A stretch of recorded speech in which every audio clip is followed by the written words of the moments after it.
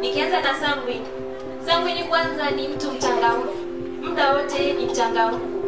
Pia Sanguine ni watu wenye maneno mengi sana na wasiopumzika. Yaani ukimkutana naye, muda wote ni anaongea, hachoki. Muda wote anaongea tu yeye.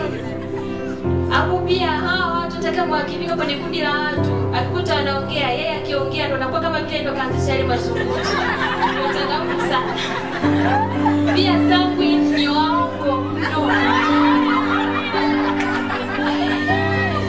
Unajua mtu mwenye maneno mengi, waongo sana.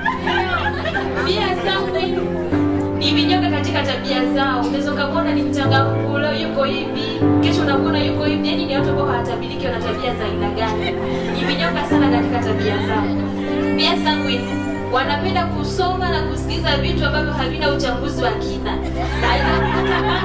Yeye anasoma tu kashamaliza juu limebandikwa na nani? Kwa nini limebandikwa? Yeye ameshachukua taarifa yote. Yaani akiona na mtu anaanza kumwambia. Hajui hata kama limetokea wapi. Yaani